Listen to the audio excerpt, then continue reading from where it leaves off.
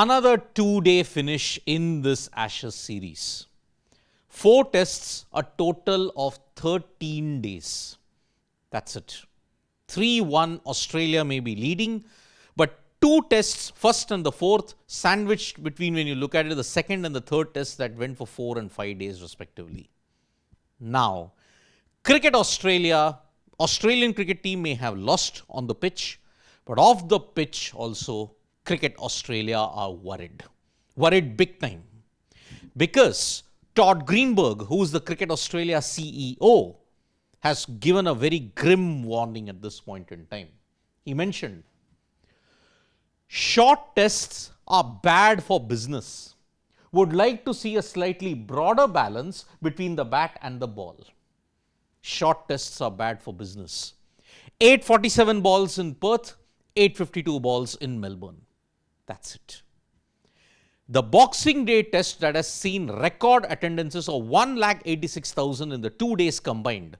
Now for 3 days, Saturday is done. Sunday was going to be the peak. Monday, Tuesday, all gone. You are not going to have a test match because this test ended in 6 days, in 6 sessions. What is the loss that Cricket Australia is staring at? Because Todd Greenberg mentioned, because 20 wickets fell on the opening day and because there was tremendous criticism from the MCG pitch that was there, he mentioned, short answer for that, 20 wickets too many, in my opinion, is yes.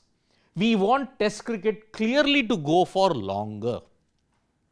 But if you want test cricket to go on for longer, then you need to play attritional cricket. But is attritional cricket the need of the hour when you have to look at the modern day period? Because no one seems to have the technique to last out in test cricket. And Greenberg is like saying that maybe Cricket Australia will have to have a say on the nature of wickets that have been made in Australia at this point in time. Because he mentioned, hard not to get more involved when you see the impact, particularly commercially. We do have to have a careful eye on what our expectations are. Do you want a summer where every test goes to 5 days like what happened in England? 5 matches, 25 days, but you saw the standard. Bowlers didn't have a chance. Perhaps the BGT of 2024-2025 would be far more appropriate because their bowlers and batters all had a big say. Barring Sydney, every test went into the final day. You look at Boxing Day, you look at Brisbane, you look at Adelaide even. Adelaide, yes, it was one-sided. It ended in 3-4 days. Perth ended in 4-5 days. But still, the quality of pitches were far better there. But here, will Cricket Australia now step in and say, no, this has gone to the other extreme. We cannot have this. When 20 wickets fell, it should have been cause for celebration, right? Australia were ahead by 42 runs. Todd Greenberg did sleep. He said, I didn't sleep well last night. Challenge is to make sure we can continue those experiences day after day. The experience for the fans, 94,000 on one day, 90,000 the other day, 80,000 the third day, 40, 50,000 the fourth and the fifth days. The experience has to continue every single time. But now in 2 days, it's gone flat. The test match is over. Now, what is the financial loss that Cricket Australia is staring at? Because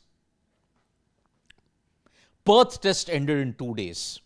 The loss was AUD 5 million, which is close to USD $3.3 million at this point in time. Similar thing has happened even for Melbourne. But the estimate is most likely because of the Boxing Day period and because of the way how it is festive season, the losses could almost be double. So this Ashes series, which was expected to be a profit-making enterprise, dubbed as the greatest rivalry, is actually turning out to be a loss-making mechanism for the Aussies. They have already lost well over 10 million because of 2 two-day test matches. And because of that now, questions will arise. Yes, you may have won the Ashes. Yes, it's a dominant performance. Australia continue to do well. But the nature of pitches. Is Melbourne going to get a poor rating because it was just a 2-day match? That is something we'll all have to look into. Thank you so much, folks, for joining this video. Subscribe to Sports Today for all the latest news and analysis.